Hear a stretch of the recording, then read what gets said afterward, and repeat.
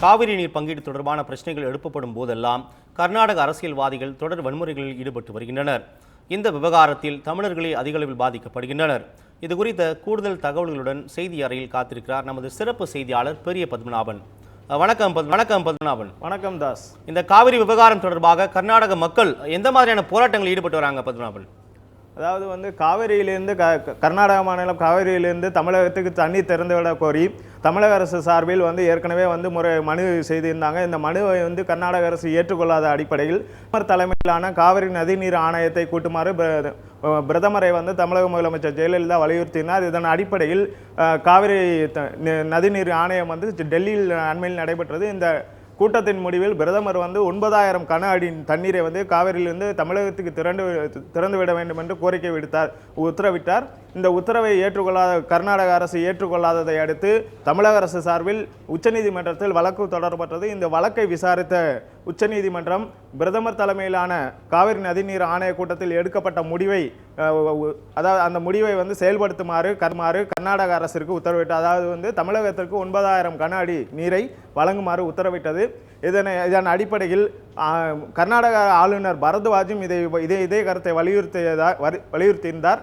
இதன் அடிப்படையில் தமிழகத்திற்கு கர்நாடக அரசு தற்போது காவிரியிலிருந்து 9,000 கன அடி தண்ணீரை திறந்து விட்டுள்ளது. இதனிடையே செய்தியாளர்களை சந்தித்து பேசிய கர்நாடக முதலமைச்சர் ஜெகதீஷ் ஷெட்டர் இன்னும் 2 நாட்கள் மட்டுமே தமிழகத்திற்கு காவிரியிலிருந்து 9,000 கன அடி தண்ணீரை திறந்து விடுவோம் என்றும் தமிழகத்தில் கர்நாடகாவில் வறட்சி நிலவுவதால் இனிமேலும் தண்ணீர் திறந்துவிடப் போவதில்லை என்றும் இது குறித்து உச்சநீதிமன்றத்தில் மேல்முறையீடு செய்ய இருப்பதாக தெரிவித்துள்ளார்.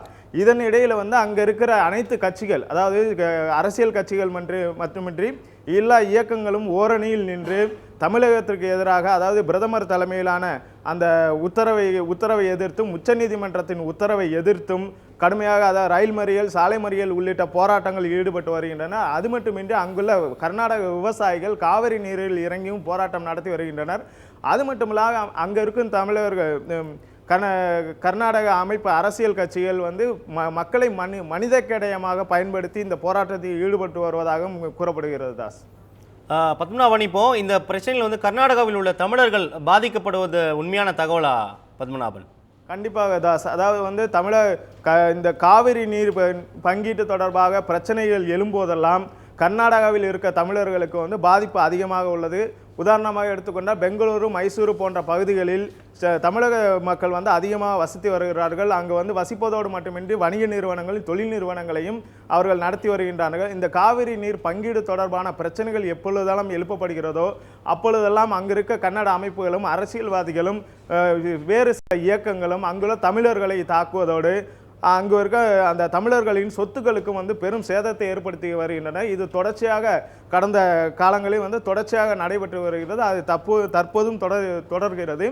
இதில் இந்த தாக்குதல்களால் தமிழர்களோட உயிர்களுக்கு மட்டுமின்றி சொத்துக்களுக்கும் அவர்கள் நடத்தி வரும் வணிக நிறுவனங்களுக்கும் பெருமளவு பாதிப்பு ஏற்படுகிறது. தாஸ் பத்மநாபன், இப்போ கர்நாடக பேருந்துகள் குறிப்பாக அச்சம்படி தமிழகம் செல்லும் போது தமிழக பேருந்துகள் மட்டும் அங்கே செல்ல முடியாத நிலை இருக்கு இல்லையா? அது குறித்து சொல்லுங்க பத்மநாபன். இந்த விஷயத்தில் நம்ம கர்நாடக மக்களை விட தமிழக மக்கள் பெருந்தன்மை வாய்ந்தவர்களாக கருத வேண்டும். ஏனெனில் இந்த காவிரி நீர் பங்கீடு தொடர்பாக பிரச்சனைகள் எழுப்பப்படும் போதெல்லாம் கர்நாடக அமைப்பினர் கர்நாடக அரசியல் கட்சிகளும் அங்குள்ள மக்களும் தூண்டப்பட்டு ஏதோ ஒரு சில சமூக விரோத சக்திகளால் தூண்டப்பட்டும் அங்குள்ள அரசியல் கட்சிகளால் தூண்டப்பட்டும் பல்வேறு வன்முறைகள் ஈடுபட்டு வருகின்றனர். ஆனால் தமிழகத்திலிருந்து செல்லக்கூடிய, அதாவது தமிழக பதிவு எண்ணுடைய வாகனங்கள் எந்த வாகனமாக இருந்தாலும் அங்கு கர்நாடகா செல்லும்போது அடித்து நொறுக்கப்படுகின்றன. ஆனால் தமிழகத்திலிருந்து கர்நாடகாவிலிருந்து தமிழகத்திற்கு வரும் பேருந்துகளோ வேறு எந்த வாகனங்களோ இங்குள்ள தமிழர்களால் தாக்கப்படுவதில்லை. இது பார்த்தீங்கன்னா தொடர்ச்சியாக நடந்துக்கிட்டு வருது. இந்த விஷயத்தில் தமிழர்கள் ஏமாளிகளாக இருக்கிறோம் அப்படிங்கிற ஒரு கூற்று இருந்தாலுமே இந்த விஷயத்தில் தமிழர்கள் பெருந்தன்மை வாய்ந்தவர்களாக இருக்கிறார்கள். இதை அரசியல் ரீதியாக சட்ட ரீதியாக எதிர்கொள்ள வேண்டும் என்று தமிழக மக்கள் நினைத்தாலும் கர்நாடக மக்கள் அவர்களை வன்முறையை தூண்டுகிற வன்முறைகள் தமிழர்கள் இல்லாத போது அங்குள்ள கர்நாடக மக்கள் தமிழர்கள் மீது தொடர்ச்சியாக வன்முறைகளை ஏவி வருகின்றனர். தாஸ் பத்மநாபன், இப்போ அங்குள்ள அரசியல்வாதிகள் தான் இந்த பிரச்சனைக்கெல்லாம் காரணம் அப்படின்றது பொதுமக்களோட கருத்தாக இருக்குல்ல, அது குறித்து சொல்லுங்க பத்மநாபன். உண்மைதான் தாஸ். அதாவது கர்நாடக அரசியலை பொறுத்தவரை பல்வேறு நோக்கங்களுக்காக பல்வேறு இது அடிப்படையில் பார்த்தீங்கன்னா அங்கே இருக்க கட்சிகள் வந்து தனித்தனியாக பிரிந்து செயல்பட்டாலும் காவிரி நீர் தொடர்பான இது மட்டுமின்றி அண்மை மாநிலங்களுக்கான பிரச்சனைகள் எதுவாக இருந்தாலும் அங்குள்ள எல்லா கட்சிகளும் ஓரணியில் நின்று ஒட்டுமொத்தமாக எதிர் மாநில அதாவது அண்டை மாநிலங்களுக்கான பிரச்சனைகளுக்கு வந்து ஓரணியில் நின்று குரல் கொடுத்து வருகின்றனர், போராடி வருகின்றனர்.